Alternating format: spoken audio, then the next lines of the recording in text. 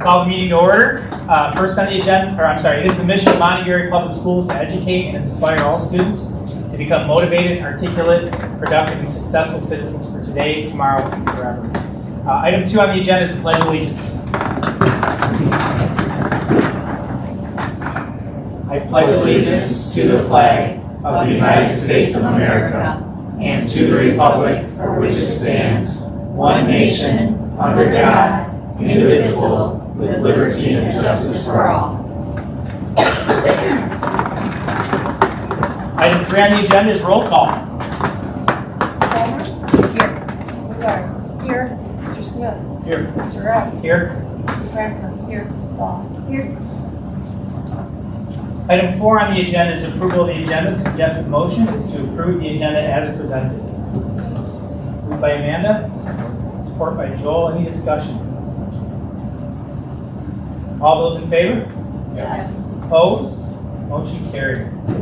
Item 5 is the consent agenda. Suggested motion to adopt the consent agenda as presented. Moved by Amanda, Support. support by Karen. Any discussion? Yes, I would like to make a change to the consent agenda. I would like to remove under C, 5C, under resignations, remove Tom Coon. He will no longer be resigning from the district as the district's economist. So we would need a new motion with the removal of 5C, Tom Coon. Do we have to vote on that, or do we just amend it? So I need a motion to amend the consent agenda to remove Tom Coon. I would so move. Motion by Cindy, Support. supported by Amanda. Any additional discussion on that consent agenda? I'll discuss that further. Okay. Administrative settings. Okay. All those in favor? Yes. Yes. Opposed? Motion carried. So that's the motion to amend the consent agenda. Now we need to approve the consent agenda as amended, right? Is that the way it's done? I believe so, yes. Go ahead, Cindy. So moved. All right.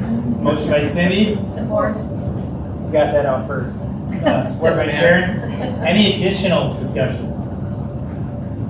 All those in favor? Yes. Opposed? Motion carried. Item 6 on the agenda is the public comment portion of the meeting. Public comments will be accepted at this time. Each statement shall be limited to 5 minutes in duration. Participants shall direct all comments to the board and not to staff or other participants. The board welcomes public comment, but does not respond to citizens' concerns at its meetings. At the citizens' request and the board's direction, the superintendent or designee will respond in a timely manner. This meeting is a meeting of the Board of Education in public for the purpose of conducting the school district's business and is not to be considered a public community meeting. We have 3 people on the participation sign-in, so I guess we'll start with Kristen Tank. Thank you. Good evening. Good evening. I'd like to start by thanking you for the job that you do as our Board of Education. And I also want to mention that my son, Carson Tank, graduated here in 2021. Went on to complete at Muscatine Community College and also at University of Michigan with a degree in economics. So I just want to thank you so much. You had a wonderful experience here, and I'm just so grateful to be able to tell you all that. I am here for a reason though. Do you need my address? Yes. 7770 Old Channel Trail. Okay.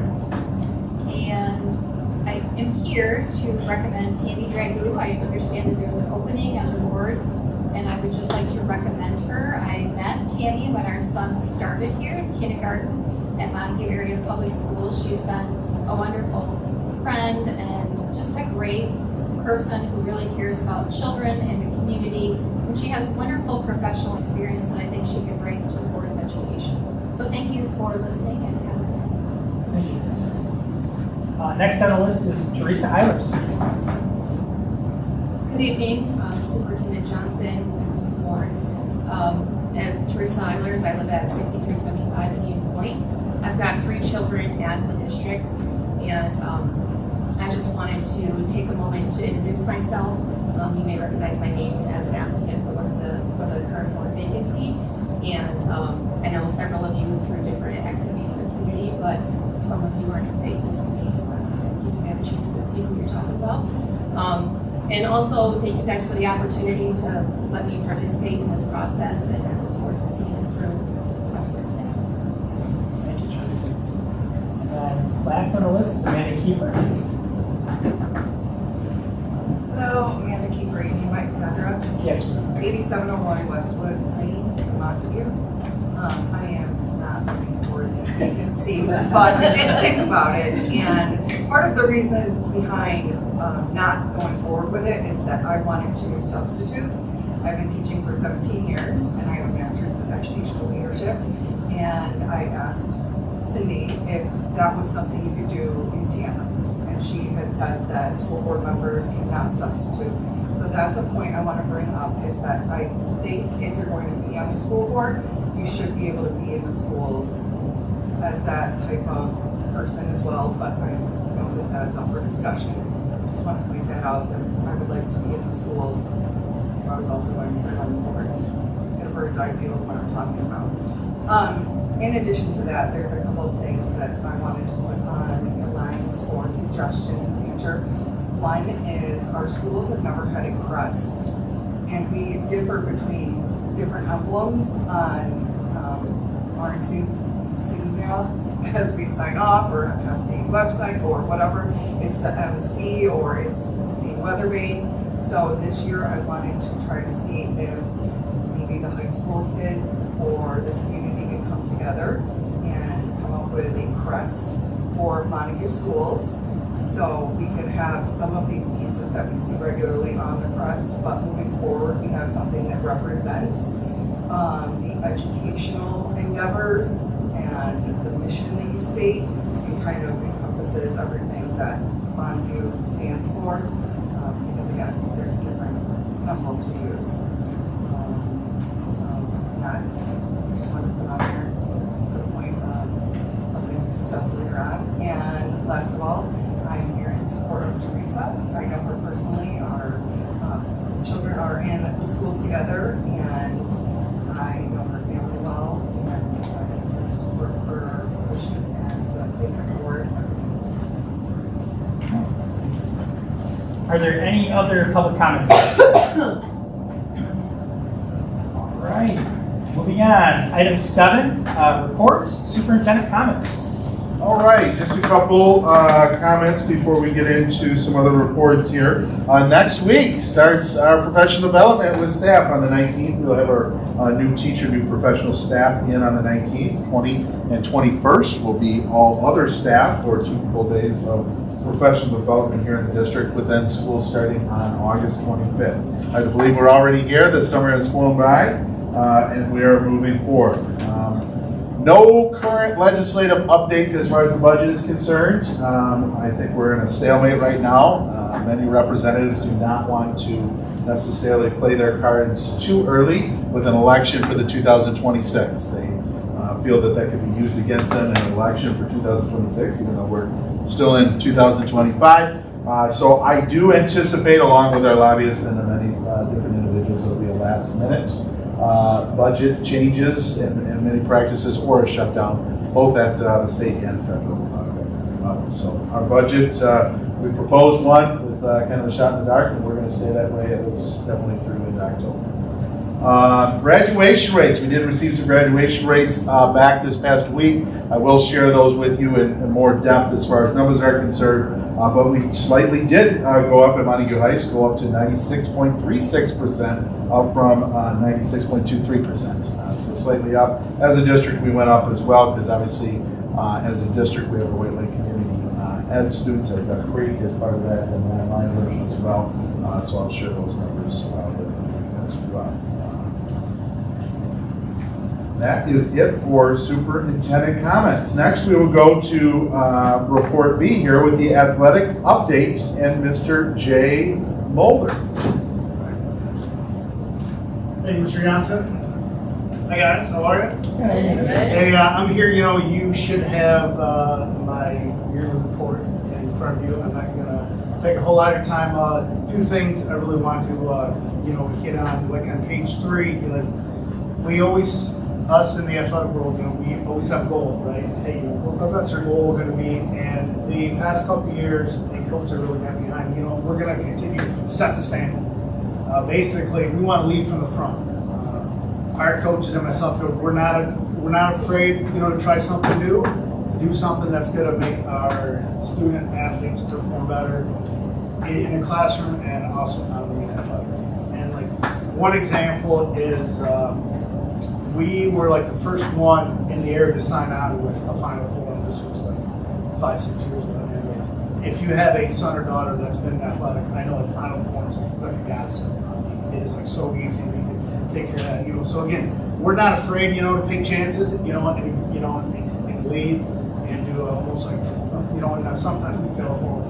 A couple highlights. Hey, our two soccer teams this past year had amazing seasons. I mean, they both won the first ever district championship, which is unbelievable. I mean, the guys had an amazing season in the fall, and then the girls repeated that in the spring. So that is really exciting. And we the Devon state champion, White Fairchild was state champion. We adapted 400, we repeated, and also in the juniors. So that is really nice. I'm going to go to page 4. Again, this is kind of old hat for us, but year in year, our students that are involved in athletics do better than non-athletes. It's just something that happens, and we really take pride in our academic all state teams. I mean, this past year we had 7 of our state teams for academic all state.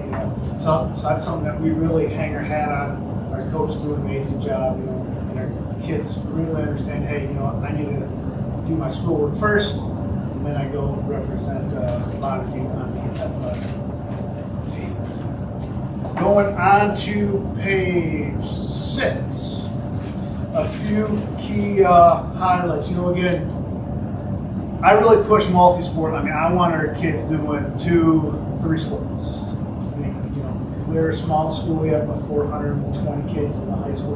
Again, in order for our teams to be successful and represent Montague well, we need them to be doing multiple sports. This past year, 26% of our athletes did 3 sports. 53% of our athletes did at least 2 sports. Again, if you look at the research that's out there, kids that are involved in multi-sport are going to do a lot better in school, also in the kind of social circle. Again, and that's something that I preach every single day. Hey, we want our kids out involved. And then at the middle school level, 34% of our student athletes did at least 3 sports, and 58% of our athletes at the middle school did 2 sports. So again, we really like to get kids out. We really try to provide a good product for them. And also, and this is kind of the latest saying, athletics are the front porch of the school. I mean, we draw the most people, right? I mean, most people come to our schools, right, to attend the athletic events. So, I mean, we always do a great job of running tournaments, games. I mean, it's something that we take pride in. We love to host. I'll host anything, and I think it's nice when we can host a tournament or a postseason one. It's gonna be a good reflection of our school, of our community. It's gonna bring people to Montague. Yeah, I mean, we host a big girls wrestling tournament every year over the holidays, and we have schools coming from the east side of the state, 3 hours, and they're just amazed. Oh my goodness, your town is so great. This is so awesome. So. We are going to continue to host, and now with the gym being done, I mean, I think we're really going to see an explosion of us hosting tournaments. We can finally host a volleyball tournament again. We're hosting a conference tournament this fall, and also districts. Something that we haven't hosted a volleyball tournament here. I've been here for 20 plus years. I don't ever hosted a volleyball because of the gym. So I mean, that's something that we are very excited about. And our coaches and athletes. If you turn to page 8, again, how we fared in the West Michigan Conference. I mean, you see our place names for all girls and boys. If you did the average, boys and girls were the same. Our average place was 3.4. So there were 7 schools in the lake. So we were top 3 if you take the average. And again, we are the smallest school in the lakes at 410, and we go up to Fremont, and those guys are almost 700. So I mean, our student athletes do a really good job, and it really prepares us for the postseason since we're one of the smallest teams in Division II. It's called now. Probably some of the old school remember Class B, yeah. So like, say when we go to basketball or volleyball districts, we could be playing Spring Lake or Fruit Court there. So say, again, our kids always accept the challenge, and we've been doing fairly well. A few more on page 10. Some things that we have accomplished this past year. Again, CAP training. CAP training is coaches in service put on by the MHSA. Our response this past year has been phenomenal. Our coaches are willing and they are eager to go to these trainings and get PD. It doesn't really take much. I just throw it out there, and we always have good response. For the CPR training, the MSA has a new mandate this year. All high school coaches need to be certified. We've actually extended that. We're making all of our coaches 612. So if you're on the sideline, representing, you're going to be training CPR. And the coach's response for that has been amazing as well. They are definitely for it. And this past summer, we started our CatchMark program, which is our 612 strength and conditioning program, led by Phil Coates. Again, for the first summer, that was amazing. We had 1,200 kids coming in here 3-4 days a week, and I think that those numbers will continue to grow. Now we finally have the facility with the new weight room to make that happen. A few more, some goals for this coming year. On page 11, our number one goal is we want to create some type of mental performance, mental toughness, mindset program 612. Because when I talk to my coaches daily, two things that they're bringing up: hey, strength conditioning, and what are we doing to help our athletes in the mental. Some of our teams have been doing it, like for example, our wrestling team has been using wrestling mindset training for about 3-4 years, and some of our other coaches are really starting to get familiar. But that's a clear message from our coach: hey, we need to get better. We need to be able to equip and help our students go through the struggles of the mental aspects of sports. And that, in a nutshell, is 24-25 in a few quick minutes. I guess any questions? So Jay, I just have one comment. I think you always do a great job of presenting the calendar year, the stats. Something that would be nice is to see a little trend data, like how like our GPAs or how we're performing year over year. So like, hey, I've been the AD for 5 years. What did it look like year one? What does it look like now? Right? Maybe mixing a little bit of that in. Not really a question, just something would be nice to see. And Yeah. I can easily get that to Jeff and get that to you very shortly. Okay. That'll just be a little bit of work. So you mentioned, the goal of increasing resilience and that kind of stuff. Yep. How are you measuring that in athletes year over year? Like, how do you know whether what we're doing is working? So we signed on. We use a thing called Grit Leadership, and it's a survey growth tool that we use with our coaches. We use with our athletes. So we send a survey out to athletes, to parents, out to coaches, and then it sort of gives gives a metric score, lists different things, and then it really leads a good conversation with coaches. Yep. At the end of each season, I'll first meet with the coach and we'll kind of go over your grit score, and we'll kind of talk about and lead a good conversation, and like that really drives the growth of our coaches. So this coach say, oh yeah, wow, my team, gave me a 3.4 on this, so maybe I need to look at that. And same thing with the student piece. Yeah, it's really hard, Yeah. But though this whole grid it's all growth based. It's not like, hey, we're out to get you. We want to help you grow. We want to give you some tools to grow. Any possibility of publishing that information, or is that it could open some things as well, but like personnel stuff, but maybe just overall for how our Maybe we could do coaches some averages within the district. Yeah. Overall, no names, Yeah. because it is part of the evaluation too. Yeah, no. I could easily get that. And then my last question, then I'll be quiet, I promise. If you could implement one change next season to raise our competitive standards and outcomes, what would it be? It's going to be the mindset. Yeah, the whole mindset, the whole mental performance. Yeah, I mean that's a done deal. Yeah, that's where all of our folks will be. I've been here for I've been living in the district now for 29 years. I married a girl from here, so here I am. But in my opinion, we always have athletes. We do. Year out, and our kids are great kids, and they work hard. It's just we're kind of looking for that little bit of the extra edge. Not that many schools have like 6-12 strength and conditioning program, and so you want to really kind of focus on the kind of mental side. Yeah, done. Any other questions? Just a comment, I'm glad to see that you still have on here increasing school spirit Oh, and yes. strengthening the booster club. That seems to be a yearly.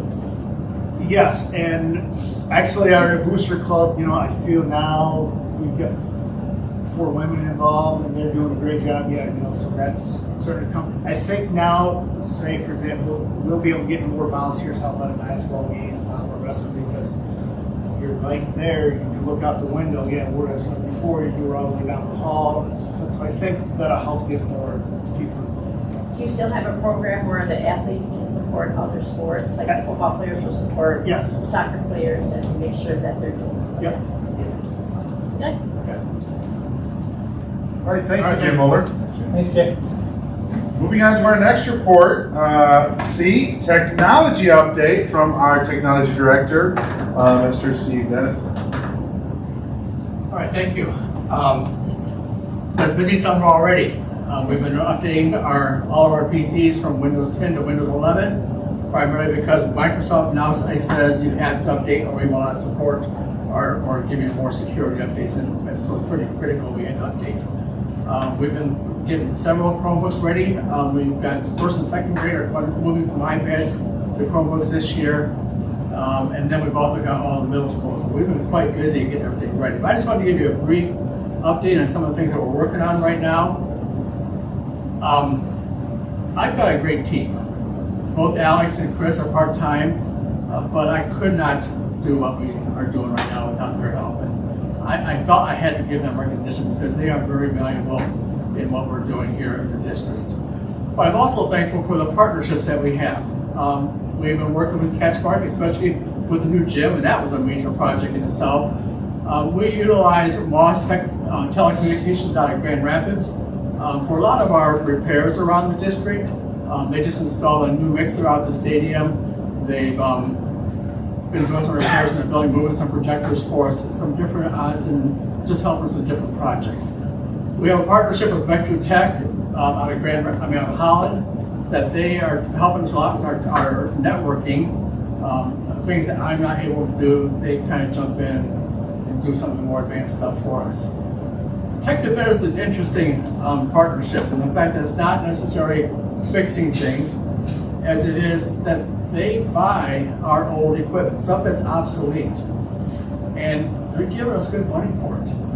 And we're anticipating, we just gave them all the old G8 Chromebooks for the middle school that were in pretty bad shape. And we're gonna end up getting a check from them like $5,000 or $6,000. And that's good, it's not just going to the landfill. That's what we're thankful for that. I'm also thankful, and I really have to say this, I have a group of 5 or 6 tech directors in the area that we get together about once every 6 or 7 weeks, and we just spend time talking. And the tech director from Reese Puffer in North Muskegon and Muskegon and Ravenna, Group Porch, a lot of these, we just get together and we just talk. And that has been extremely valuable to me, just learning, because I'm still a relatively new tech director. And so I'm thankful for that. I want to share with you kind of a 5-year plan. And this is strictly with the physical technology. Now, there's more involved in the technology than just the physical, but I want to show you this kind of a plan because I'm so thankful for the millage that we had that was passed by the voters. a couple years ago to extend for another 10 years, and this is a 5-year plan. But I wanted to kind of just show that we're spreading this out so that we are going to keep improving, keep replacing things as they become obsolete. But it's the idea that we don't have to do it all in 1 year. I want to spread it out, and I've also kind of planned this so that we don't have like 1 year's a greater expense than other years. I'm trying to balance it out a little bit with this plan, and I think this was sent to you in the board packet. But again, you can always talk to me if you have any questions about it. Cybersecurity, it's a big thing in schools now. And in fact, there was just a big hit. Some schools got hit over the weekend with some attacks. So far, I have not heard of any here for our district, but it's out there. So we have taken some very proactive stances. We have loaded what's called CrowdStrike on all of our PCs. And it has detected some things, and what it does wipe it off the PCs for us. We have really encouraged factor authentication here in the district. And I can remember when we first rolled it out about a year and a half or 2 years ago, I was like, oh, do we really have to do this? Yeah, we really had to do this. And now with Windows 11, they have to do it again because it wiped out everything that was there before. No big deal. They come to accept it, they understand the importance of it.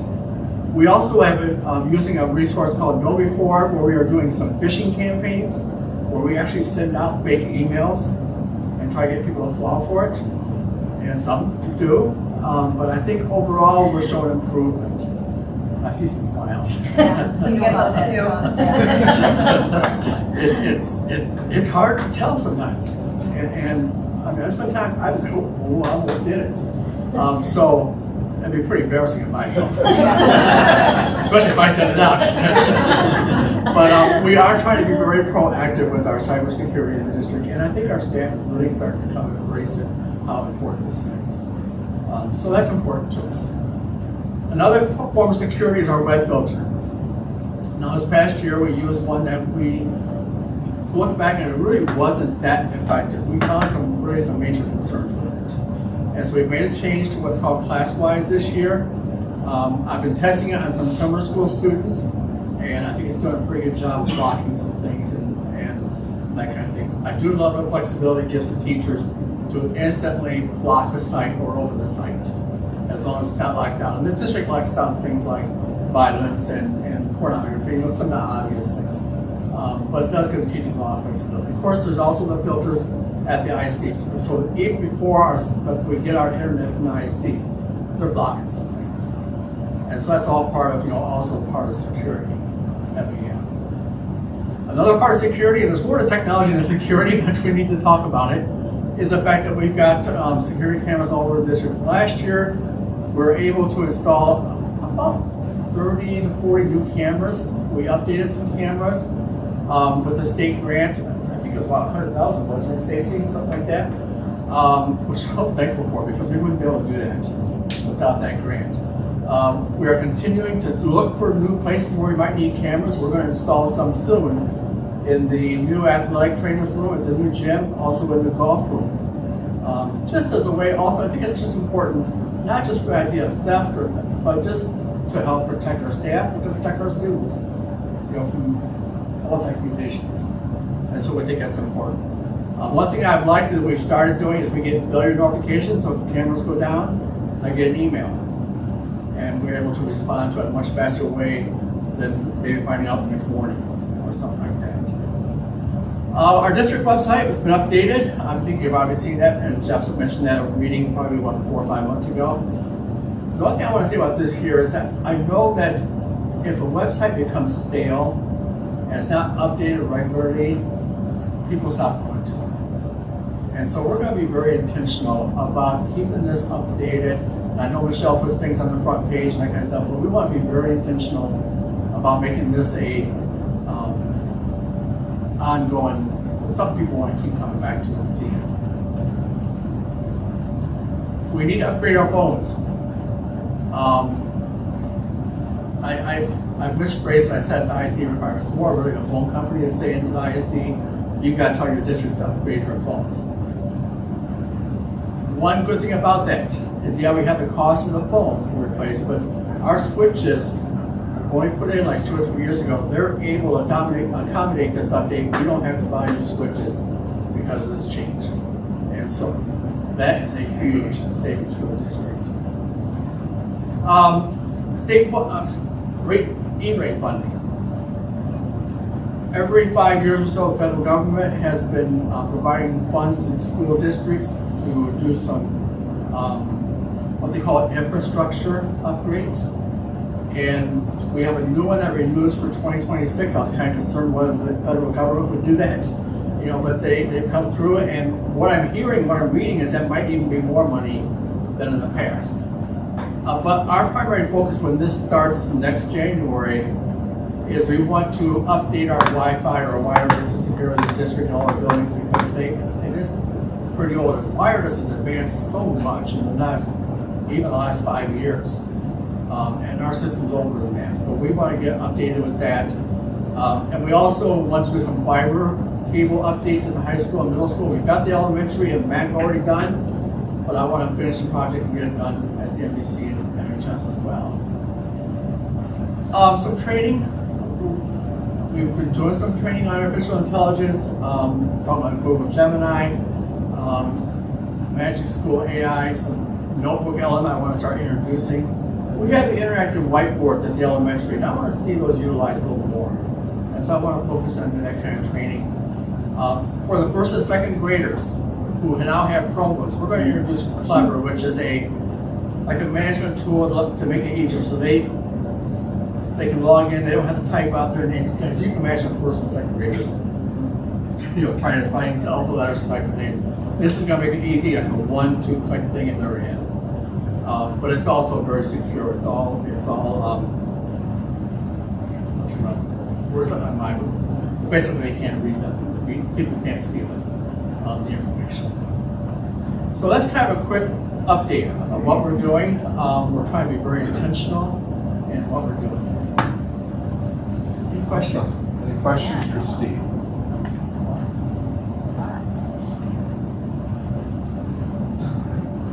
Steve, are your phone systems VoIP or are they real landlines? I'm sorry? Are your phone systems VoIP or are they real? They're VoIP. Yeah.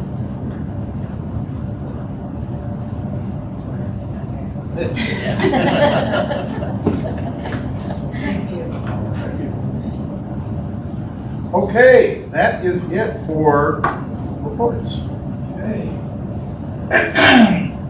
Item 8 is new business.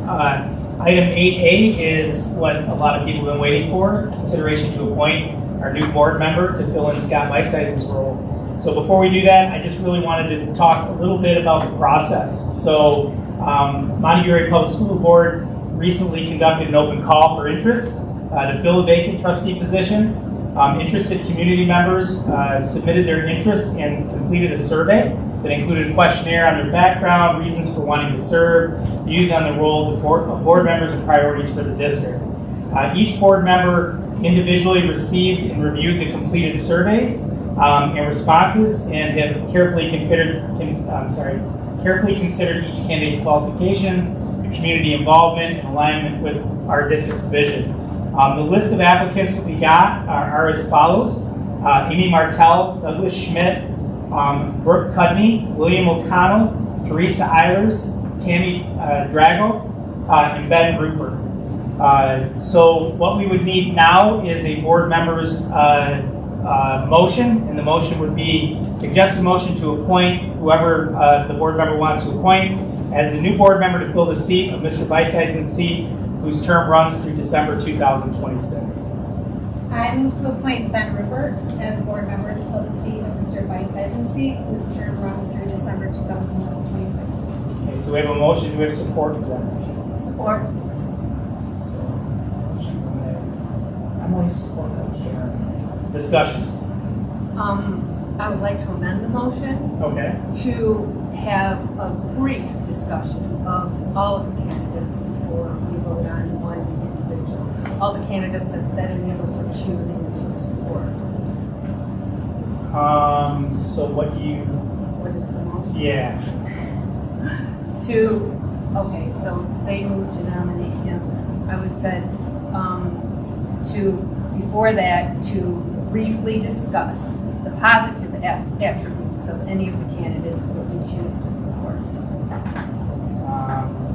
So you're looking in this discussion time frame to go through That we just, candidate? because otherwise we just So discuss I that. don't know So- that I don't know that we need a motion to discuss all the. everybody else, that's what I didn't Was there know. a Yeah, discussion because we're in already? discussion already, so Okay. yeah, That's a good idea. I think we can do that if you'd like.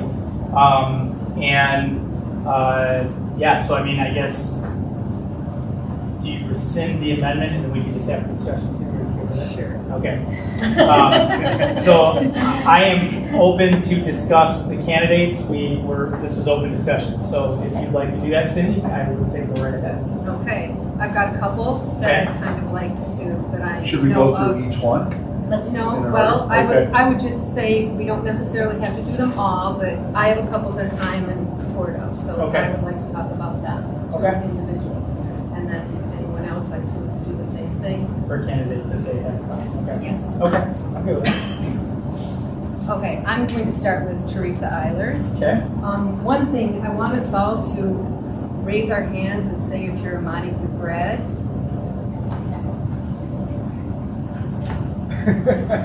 So we could maybe have a Well, little we different. disagree Yeah, or something, yeah, I I don't know, guess. but I'm sorry, don't talk to me. Don't say that.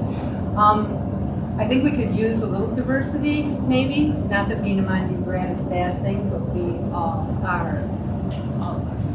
So, Teresa is not a Montague grad. She volunteers in the district at many levels and is currently involved in Jeff's Community Culture Discussion Forum. Is that a good enough name for that? And from what I'm told, she doesn't just participate in the discussions, but she also looks towards finding solutions instead of just complaining. She's a construction contracts engineer with lots of experience with facilities, finance, unions, and governments. And I really liked what she wrote about continuing the tradition of pride in our community and its members, and using that pride to welcome outsiders and grow the district, which then will help to ensure adequate funding to maintain the buildings and programs and be able to offer competitive compensation to the staff. So she's kind of looking out for everyone, including the community. I know that she read the bylaws and checked out the committee structure before she applied for the job. She also showed up tonight to introduce herself. So I would be supportive of Teresa. I have one more. Yeah, go ahead. Brooke Cudney, who is also not a Montague grad. I don't know her well personally, but my husband had many interactions with her at the township level. They were writing the solar ordinance for Montague Township, and she was very involved in that. He mentioned that she was very well informed, a good listener, and based her decisions on facts rather than emotions. Her career is as a nurse practitioner. She's given years of experience in dealing with many people of all walks of life, and I'm sure it's sometimes uncomfortable situations. This has helped her navigate through focused and shared decision-making and respectful dialogue, and able to reach the best outcomes for all involved. She's currently on the Montague Township Planning Commission, which shows her willingness to serve the community. She has a young family, and I've always heard really good things that people have worked with her in the past.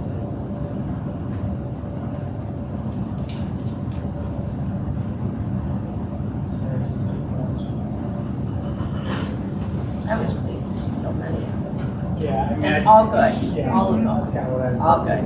Yeah, and Do you know the last time we did this, we had 26? Was it? I think that was the last time. No, you're right. It wasn't. Yeah, it wasn't. Oh, It was yeah. another. Because I was in that process. Yeah, There wasn't. That's That was the one. I did forget about that. Others that would like to talk or discuss candidates, just as regarding positive aspects. It was a really hard decision. They are all All of good them. people. I would agree. I do have to say one more thing. We have one candidate that didn't make the deadline, and I think that it's not fair to the community and not fair to the people that did apply in a timely manner to consider that individual. Okay. Is that a true statement? Yeah, but it was said that. So there was a email that took place with the wrong email address. The candidates were to submit to Human Resources, or MAPS, Human Resource, at MAPS Human Resources, Human Resources at MAPS K12.org, that's the email address. The Human Resources was missing a letter, so therefore it did not send properly. We do have snapshots of that email that was within the window, but officially it then received the next morning, not that before the 4 o'clock deadline. So it was not, it was the next one, not the. It'd be Thursday morning when the official email Came came through. through.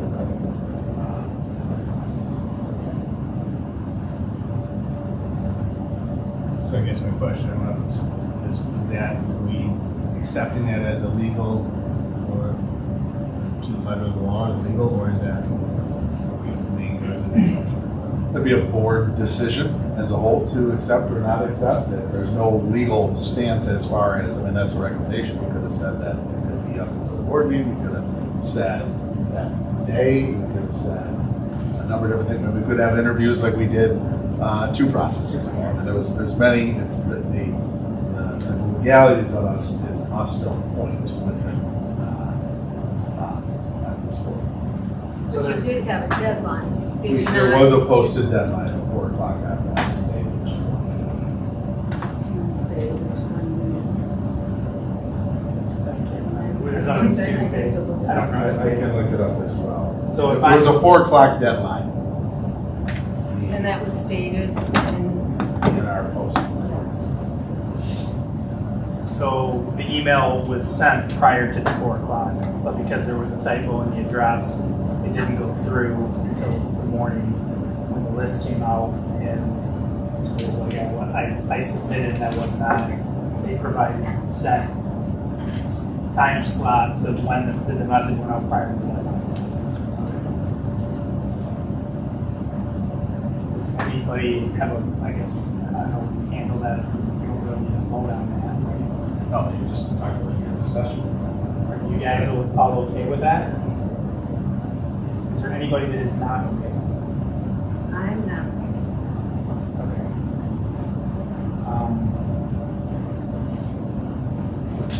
What would you like to do? We could make a motion to say we disregard that, we can vote on it, and then that See leaves where it us. goes. I think that would be the So that means we easiest have way to to do it. Let's make a motion to table decide this. Yeah, we have to table this motion, and then we will have to have a motion to remove and then we'll vote on it. So I need a motion to table this motion. I know, guys, I'm doing my best here. Table the motion. Okay, and I Support need it. support. Okay, so we have support. Any discussion? All those in favor? Yes. Okay.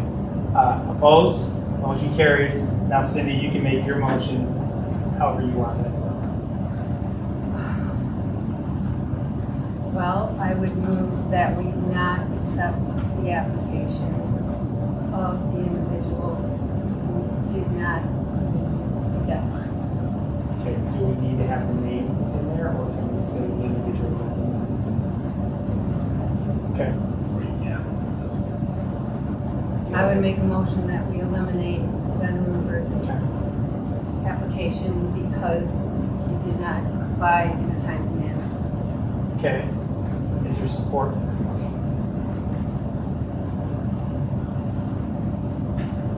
I don't know what to do with Well, It just dies. Just dies, right? Yeah, then we're back to the original, Okay. right? Or no, we tabled that. We tabled it, so we can then, we don't need a motion to retouch on it. We can just go back into discussion.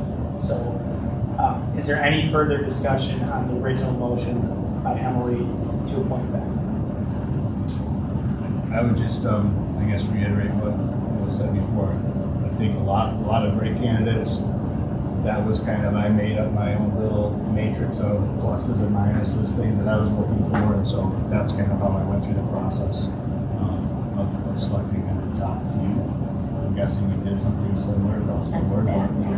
Yeah, there was way more pluses than minuses, so that's speaks to the candidates. Okay. Are there any conflicts of interest with this vote? I won't vote for this. Okay. He's a relative. Okay.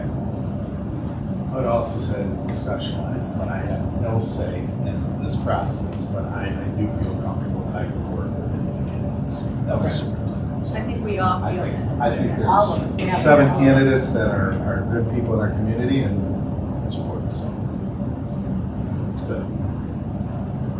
I would also encourage those that did put their names in 2 times ago when they were appointing. I put my name in and I didn't get selected, and I hold that against Jeff to this day.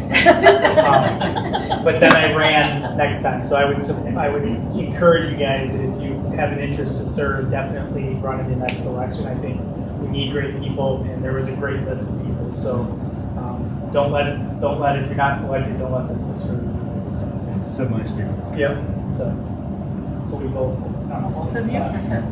So Different different times.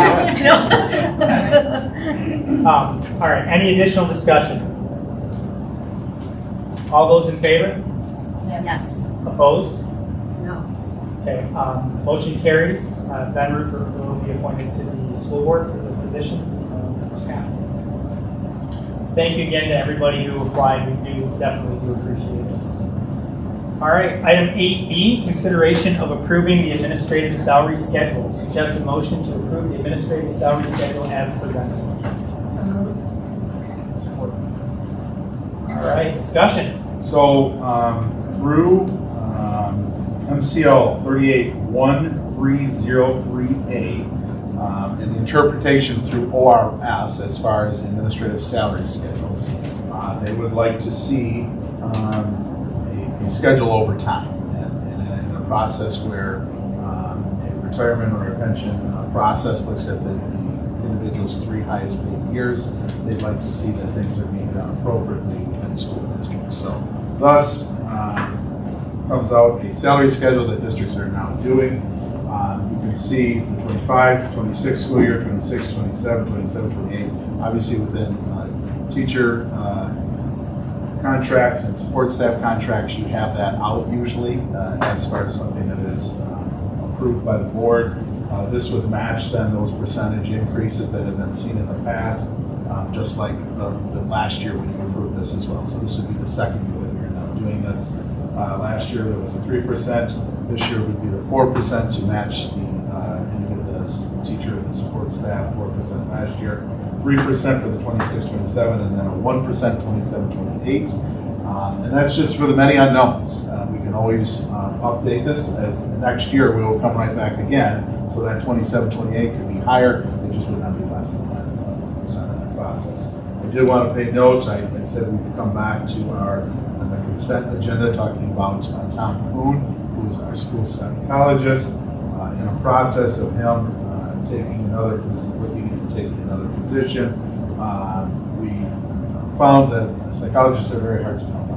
It's very important to the district, and so we did change, rather than the 4% increase, that there would be an 8% for him, along with a mechanic increase that does not meet the others, and that's just to get up to where that's at the most relevant. So increase on that process. So just so I understand correctly, where are we? We're in discussion. Yes. Okay. This is cut like a COLA adjustment per year. It's an automatic 3, 4, 1. Is that accurate? 4-3. 431. Okay. Are there performance incentives as well, or is that all they get? Does that make sense from each position? That is, well, there's the longevity. Longevity. That's on there, but no, there's not performance, and no, obviously, that would need to for evaluation, which would be determination, but not Right. performance enhancement. So they're not getting a 4% They're- and getting evaluated and getting 2% on top of that. There's the only, there is a merit pay for the district, and that would be around our SAT score, the percentage of our SAT score. All people in the district will get that, just teacher. The SAT within the percentage, so it's the performance. So how do we reward high-performing administrators if it's all scheduled and it's all the same? Give them a glowing their evaluation and a great pat on the back. Thank them for all that they do. Just heads up with these questions. Yes, no, and I understand your questions and process. I think that if we had more dollars, maybe that's something we could look at as well, because they are individual at the administrative level. They are so it's not like the teacher of the school and staff. It's a I think I've asked my COVID questions for COVID. Any additional discussion? Jeff, I heard you say 27, 28, right now it's 431. Yeah. And you said it could be less than that? No, this is more. But it can't ever be. There is a process that we could go through and just say, we could say there's a budget emergency or. I'm not even saying like for next year. For next year, are these locked in? They can't ever be less than 1% out for the second. Correct. Interesting. So, and we could say though let's say in 27, 28, it's 1%. When we get like next year, we could say, you know what, for 27, 28, let's put that in as a 2%. Yeah, that's what I just was clarifying. I heard it, I didn't know if that's really what I understood. Can't exceed, can't overturn. Okay. Any additional discussion or questions? All those in favor? Yes. Opposed? Motion carried. Item 8C is consideration of approving Hillary Keeley, is that how you say it? Correct. As a student support specialist at the high school. Suggest a motion to approve Hillary Keeley as a student support specialist at the high school. By Amanda. Support. Support by Cindy. Discussion. So, with the loss of our MCAN advisor, which was our supported individual through Grand Valley State University for our college and career readiness components, with the loss of that program and the partnership that we have, we still needed an individual in our counseling office here at the high school. So what we did in this process is Mr. Patton, who does all the scheduling and does a number of our supports of students around at-risk or mental health work within that process. He will take on more of some of the college and career readiness components that were involved with that MCAN individual previously. And then this new position would be an at-risk funded position that we would, it's actually a Title IV this first year, but it would be similar to an at-risk funded position. And the process comes highly recommended from Trinity Health as well as Health West as our own practice. She's done work there. Any additional discussion or questions? All those in favor? Yes. Opposed? Motion carried. Item 8D, consideration of approving Kate Watkins as a at-risk behavior specialist at the MAC. Suggest a motion to approve Kate Watkins as the at-risk behavior specialist at the MAC. Moved by Amanda. Support. Support by Karen. Discussion. So Grand Valley State graduate does have experience both at Muskegon area ISD, Holton, in the area that would be close. So has some media experience with Livingston Data News and the media group 31, but has had similar roles as well. This would be another at-risk funded position at the MAC as our kindergarten behavior specialist. Last year we had a part-time within this position and a part-time special ed teacher in that role. The special ed numbers have grown for this upcoming year in that. So we're still needing an individual, and it's hard to find somebody at a half-time. So this will be posted for that full-time at this funded position, so not taken from that general fund. Any additional discussion or questions? Just a quick question, do they all have one, Jeff? Do all of the So schools have a now- specific now- behavioral specialist? So now the MAC does. Okay. There is one at RO, which is Jerry Hedrick, and then Jen Zegda is at the middle school, and then we don't have one. I shouldn't say we don't have one at the high school, but we have a city But we do have to know. So they'll be working with young 5 and kindergarten students? Correct. Okay. Yep, and ECSE students as well. Oh, then, Yeah. okay. Not as much, but more the young 5 and kindergarten students that they're coming in. There's proactive work. They'll do small groups, kind of work on some of the small behavior. So there is an approach that takes place. It's not just taking care of when there are behavior issues, which is part of that, but it's more the proactive work. Small groups, friendship groups, those kind of things that take place at the have those. Nice, okay. Any additional discussion or questions? All those in favor? Yes. Opposed? Motion carried. Item 8E, consideration to approve City of Montague easement. The suggested motion to approve the willing seller agreement to grant a permanent easement to the City of Montague for the purpose of completing and maintaining safe routes to school sidewalk improvements. So moved. Karen, support. Joel, discussion. So this is at Hancock Street between Grant and Cook. And you can see the agreement there that we will be entering into. So working with Stacy Brown has done a great job within this, but sidewalk to schools component that we are doing throughout the city. So we, as a school district, walked around, found where sidewalks were, where they weren't, what needed to be repaired, where we need sidewalks, all those components. There is a proposed sidewalk that would be on the south side of Memorial Field, right on Hancock there.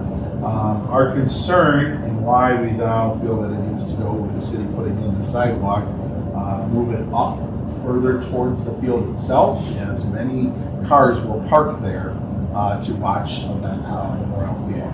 And if we put it where it is within the proper easement, cars would be constantly running over it, which would be damaging the sidewalk. So we felt if we move the sidewalk back just a little bit, I forget the actual footage is there, which is not much. It allows the car to park there safely and not damage the sidewalk.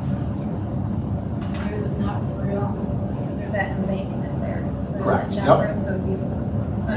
You're not going to be up on the embankment. Yep, it'll be at the edge of the Yep. We don't dictate the improvement, we simply provide access Like to the it. easement. So we can't say we want it to look like this. Correct. Well, I mean, we're a part of this whole process as a whole. Okay, so but the thing would be is they're just details barricade so that people aren't jumping onto it and extra 5 feet. Right. Anyway, I understand. The city pays for this. It's a grant. That's correct. There is certain city funding that is taking place in this process. And you can see around the city right now, they've started some of that process. Yeah. Okay, any additional discussion or questions? All those in favor? Yes. Opposed? Motion carried. Item 8F is first reading of policy 5610. Hey, this doesn't need a motion. 5610. This was on the proposed policies from previously. We did remove it. And you can see on the second page of 5610, the change was that previously it was the superintendent may recommend to the board a long-term suspension or that a student be expelled. So prior, it was always everything had to come to the board within that 10 days.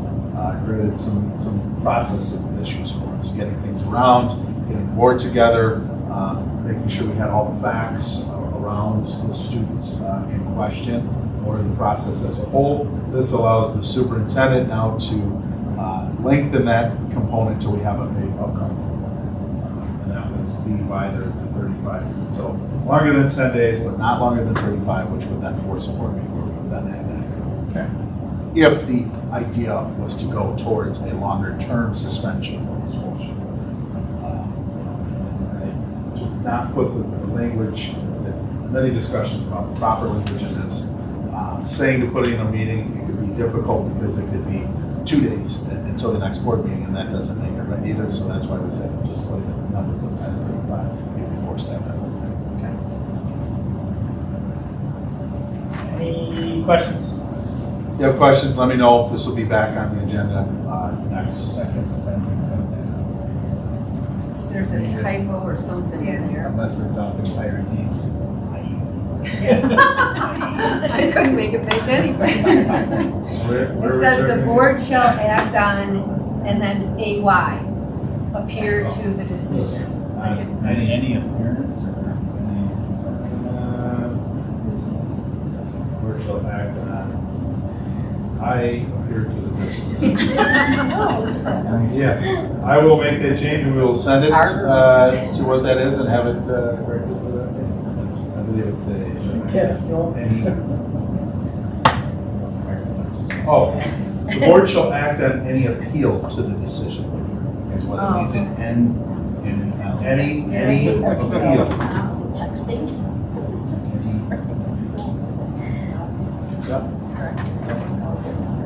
Well, it's helpful that we know what it is now. and Yeah. We can For sure. change it. So basically, it's that you will have any appeal. Item 8G is second reading adoption of Neola policies. Suggested motion is to approve the second reading and adoption of Neola policy numbers 0131.1, 1430, 3430, 4430, 2340, 5320, 5330, 5330.01, 5350, 7310, 8320, 8510, 8640, 2264 and 2266. I earned my money tonight. No, I'm not reading it. Yeah, you could say each one and then I'll talk about each one. No, just so We need a just. motion. Oh, I'm sorry. Yeah, So moved. Support. Motion by Amanda, support. Discussion. So just briefly going through bylaws and policies, this should be adopted. The board wishes to streamline the policy adoption process for technical corrections. So like that any appeal right there, that would be one. Leaves of absence. This is part of the ESTA components that now are taking place. Really doesn't affect us in just due to the contracts that we have in place. With 30 hours worked, it was 1 hour of sick leave. 2340 field and other district sponsored field trips. Because it was found in 8640, the rescinding of the field trip component of 8640, that's why they have revised this to have overall language to include transportation options and provisions. Immunization, just to making sure that we are stating by the Michigan Department of MDE the immunization requirements for kids entering kindergarten, 7th grade, or filling out the forms that are required for the health department component. 5330, use of medications, it's just including additional definitions and further clarity of the process. 5330, policies revised to request clients adding immunity provisions set forth in the applicable by state law as far as the 5330, student health, well-being, and prevention policies to include comprehensive mental health and wellness initiatives. Provisions probably should be considered for adoption. 5610, emergency removal suspension of students revised. That's what we were just talking about there. Disposition surplus properly, so just updating the threshold amount of how we get rid of, I guess, our stuff after we have a surplus of that. Personnel files. This policy is revised to reflect the recent changes to PARA due to PA 236 of 2023. Just means law on that. 8510 wellness, so it's the USDA requirement to include language regarding wellness options throughout the district operations, and just making sure they have appeals. And then the rescinding of 8640, which we talked about with the district sponsored field trips, and policy 2264, which is the non-discrimination of the Title IX. So that would be the changes from where Title IX had changed, and now it's going back to the pre-2020 Title IX. Any other questions around? So outside of 5610, which we're not voting on. Correct. These are the changes that we Exact- discussed the last time. Exact same policy committee went through, had a little bit more, yeah. Any additional discussions or questions? All those in favor? Yes. Opposed? Motion carried. Item 9 is adjourned. So moved. Cindy, Support. support by Amanda.